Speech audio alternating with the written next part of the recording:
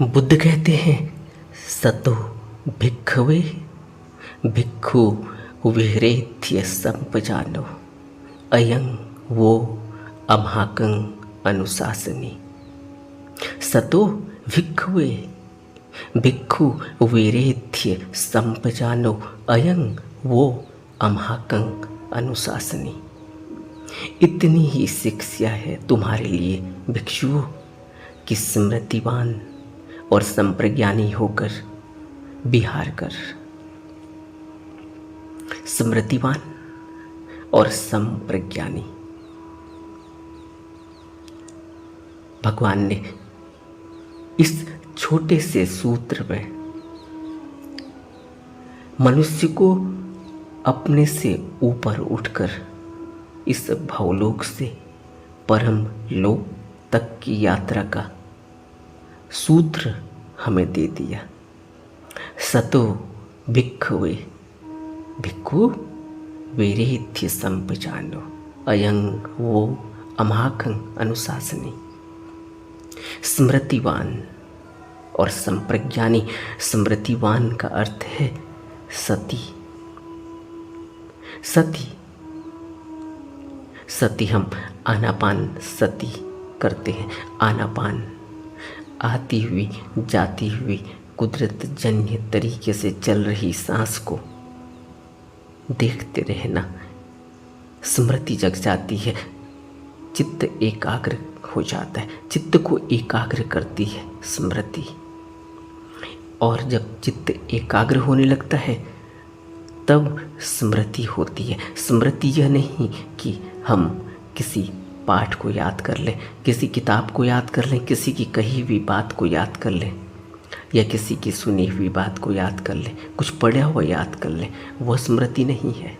साधारणतः संसार में इसको स्मृति कहते हैं, लेकिन बुद्ध कहते हैं कि सती सती ही स्मृति है। और सती जगती है जब चित्त एकाग्र होता है। और जब चित्त एकाग्र होता है तब बुद्ध कहते हैं कि अब तुम वहाँ पहुँचने के लिए प्रयासरत हुए, जहाँ पहुँचने के बाद फिर इस भव में अधोगति नहीं होती। और इस भव की अधोगति से बचने के लिए संप्रज्ञानी होकर विहार करना होगा। संप्रज्ञानी, बुद्ध ने कहा अयं वो अम्हाकं अनुशासनी। संपजानो भिक्खु विहरेत्य संपजानो। संप्रज्ञानी, संप्रज्ञानी का अर्थ है कि स्मृतिवान और साथ में संप्रज्ञानी, यानी संप्रज्ञान का अर्थ है कि हर अवस्था में साधक अपने वेदनाओं को, अपने चित्त में उठ रहे विचारों को, अपने धर्मों को देखता रहता है, उनको जानता रहता है, उन वेदनाओं को महसूस करते रहता है। उठ रही है, व्यय हो रही है, फिर उठ रही है, फिर व्यय हो रही है। बिना संप्रज्ञान के स्पष्ट जानकारी मिलती ही नहीं कि यह शरीर में क्या चल रहा है। वेदनाएं उठी, उत्पाद हुआ और फिर व्यय हो गया। इससे पता चलता है कि कोई भी दुख सदा के लिए रहने वाला नहीं और कोई भी सुख सदा के लिए रहने वाला नहीं। वेदना उठी और अगर संप्रज्ञान है तो पता चल जाता है, कहीं भी उठे। कुछ दिनों पहले ही किसी मित्र ने प्रश्न पूछा था कि क्या संवेदनाएं पूरे शरीर में उठती हैं। शरीर में, पूरे शरीर में संवेदना है। अगर हम जीवित हैं तो संवेदनाएं हैं, और पूरे शरीर की संवेदनाओं को हम महसूस नहीं कर पाते। हमें बहुत कम संवेदनाओं का पता चलता है, क्योंकि हम बहुत बुरी तरह से प्रमाद में ग्रसित हैं, सोचो, जो लोग कुंफू करते हैं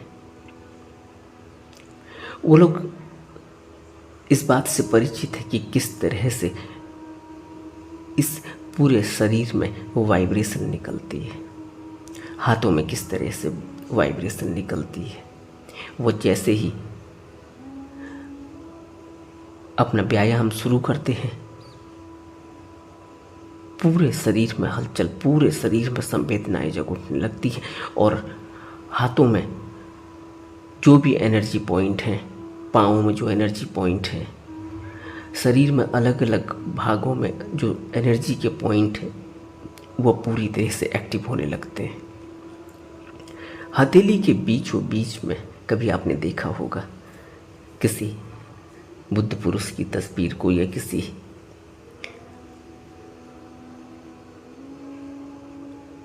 संत की तस्वीर को, उनके हाथों से निकलती हुई सफेद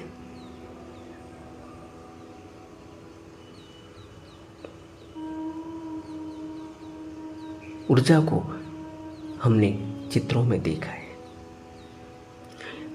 हथेली से, वो हथेली में एक एनर्जी का पॉइंट है। जब वो हाथ उठाते हैं तो आशीर्वाद दे रहे होते हैं और इस तरीके के चित्रों को आपने देखा होगा। हथेली से ऊर्जा निकल रही है और हमें कुछ भी पता नहीं चलता। हमारी साधारण जिंदगी में हमने कभी यह महसूस ही नहीं किया। लेकिन जो लोग कुंफू करते हैं उनको हाथ में, अंगुलियों में इस तरह की ऊर्जा का पता चलता है और वो ऊर्जा इतनी ज़्यादा होती है,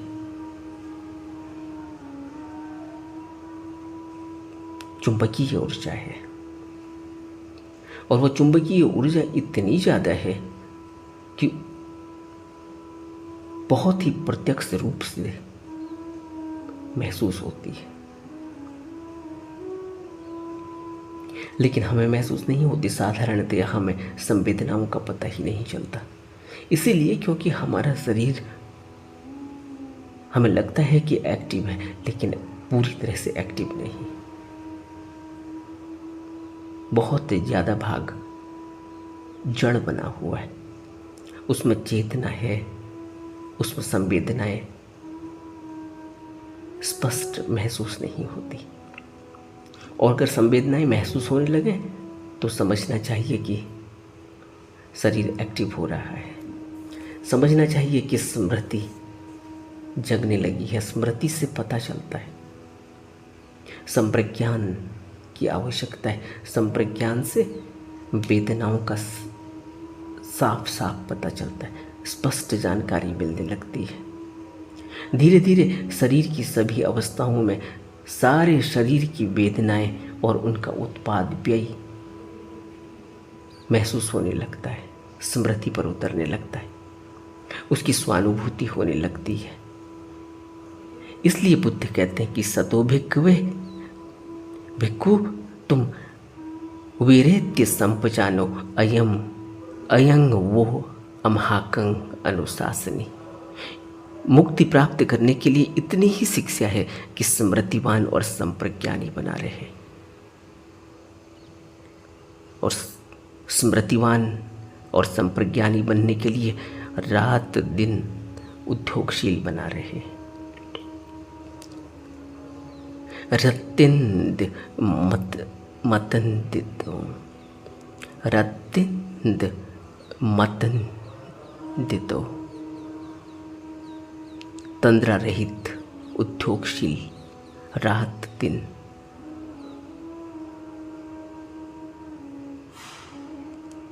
यह भगवान ने हमें स्मृति के संबंध में बताया कि स्मृति जिसको हम पूरी तरह से अभी जगा नहीं पा रहे, जिसकी शुरुआत आनापान से ही करनी है, क्योंकि आनापान में हम शुरुआत करते हैं चित्त को एकाग्र करने की, एकत्रित करने की। जैसे ही एकाग्र और एकत्रित होने लगता है, स्मृति जगने लगती है, पता चलने लगता है कि आसपास में क्या हो रहा है, पता चलने लगता है कि किस तरह से वेदनाएं उठ रही हैं, कहाँ कहाँ उठ रही है। और कोई ज़रूरी भी नहीं कि वेदनाएं सबको स्पष्ट मालूम होने लगेंगी। आनापान स्मृति करते करते बहुत वक्त लग जाता है, जब वेदनाओं का पता ही नहीं चलता, धीरे धीरे वो वेदनाएं महसूस होने लगती है। और जिसको जितना वक्त लग रहा है, यह भी समझना चाहिए कि एकाग्रता उतनी ही मात्रा में कम है। जैसे जैसे एकाग्रता बढ़ती जाती है, वैसे वैसे स्मृति के जगने से संप्रज्ञान का पता चलने लगता है। और संप्रज्ञान का अर्थ ही यही है कि वेदनाओं का पूरे शरीर में निरंतर महसूस होते रहना। और संप्रज्ञान ही है जो चित्त को निर्मल करता है, क्योंकि वह प्रज्ञा के दायरे में आता है। यदि कोई स्मृति के काम में खूब माहिर हो जाए, स्मृति जग जाए, लेकिन संप्रज्ञान का काम न करे, तो वह फिर बुद्ध कहते हैं कि मुक्ति के मार्ग पर आगे नहीं बढ़ा जा सकता, क्योंकि संप्रज्ञान के बिना मार्ग में कोई तरक्की नहीं होती। क्यों? क्योंकि स्मृति तो जग गई, चित्त को एकाग्र कर लिया, लेकिन उठ रही वेदनाओं पर, संप्रज्ञान पर काम नहीं किया। क्योंकि जब तक हम उठ रही वेदनाओं को महसूस नहीं करेंगे, धर्मानुपश्ययी के जरिए, चित्तानुपश्ययी के जरिए, तब तक चित्त निर्मल नहीं होगा। चित्त निर्मल कैसे होता है? अभी हमने पिछले कुछ दिनों में बात की है कि जब हम धर्मानुपश्ययी करते हैं, तो उठ चित्त में लगे हुए धर्मों को देखते हैं। क्रोध को देखा, अगर देखा ही नहीं तो फिर संप्रज्ञान कैसे होगा? अगर मुझे क्रोध में उठ रही वेदनाओं का पता ही नहीं चल रहा है, क्रोध का पता ही नहीं चल रहा है, मैं क्रोध को देख नहीं पाया, उसकी वेदनाओं को महसूस नहीं कर पाया, तो संप्रज्ञान से मैं दूर हो गया।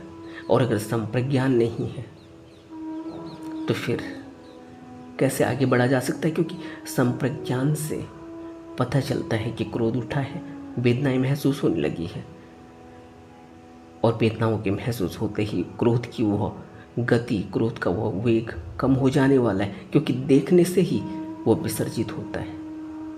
इसलिए संप्रज्ञान बहुत जरूरी है। और संप्रज्ञान 2400 घंटे रहना चाहिए, चलते हुए भी, ठहरे हुए भी, बैठे हुए भी, लेटे हुए भी, क्योंकि प्रज्ञा अनुभूति के स्तर पर जागती है। प्रज्ञा जगे तो अनित्य का बोध होगा, और अगर अनित्य का बोध नहीं हो रहा है तो समझना चाहिए कि अभी प्रज्ञा जागी नहीं, अभी संप्रज्ञान का गहरा अनुभव नहीं होने लगा है। क्योंकि अनित्यता का बोध होगा तो फिर दुख का भी बोध होने लगेगा, अनात्म का बोध होने लगेगा, तो शरीर और चित्त की यह जीवन धारा, मैं नहीं हूं, मेरी नहीं है, आत्मदृष्टि से व्यक्ति मुक्त होने लगेगा, यह बोध होने लगेगा। और यह बोध संप्रज्ञान से होता है।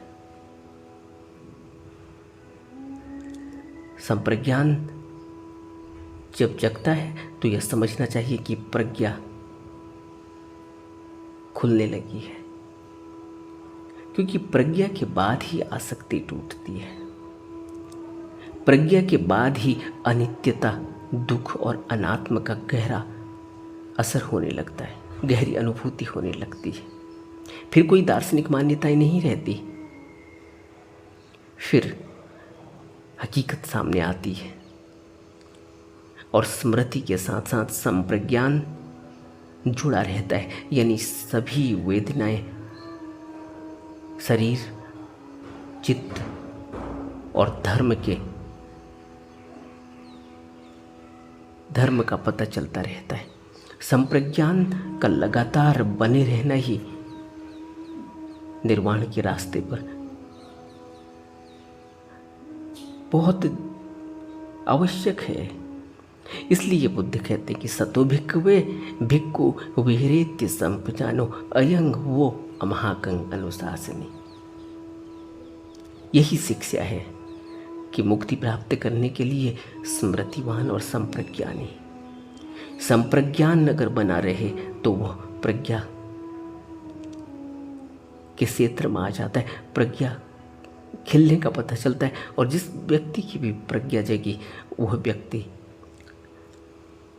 साधारण संसारी व्यक्ति से ऊपर उठता है, वो निर्वाण के पथ पर आगे बढ़ने लगता है, चित्त निर्मल होने लगता है। क्योंकि चित्त निर्मल तभी होगा जब धर्म विलय हो जाएंगे। चित्त में लगे हुए धर्म चित्त को निर्मल नहीं होने देते, और चित्त निर्मल होता ही तब है जब वह संप्रज्ञान के दायरे में आता है, जब प्रज्ञा खुलती है, वेदनाओं का पता चलता है, धर्म का पता चलता है, धर्म तिरोहित होने लगते हैं। जैसे जैसे धर्म तिरोहित होने लगते हैं, गिरने लगते हैं, चित्त में से मैल हटने लगती है, तब निर्मल चित्त दिखाई देने लगता है। और जिस मात्रा में भी निर्मल चित्त होगा उसी मात्रा में हमारे अंदर एक गहरा स्मृति का भाव जगने लगेगा, गहरे संप्रज्ञान का भाव जगने लगेगा, जो हमें निर्वाण के रास्ते पर आगे ले जाएगा। तंद्रा रहित हो जाना, प्रमाद रहित हो जाना, यह घटना घटती है जब हम सती के जरिए संप्रज्ञान में उतरते हैं। और सती के लिए शुरुआत वही है, आनापान। नमो बुद्धाय।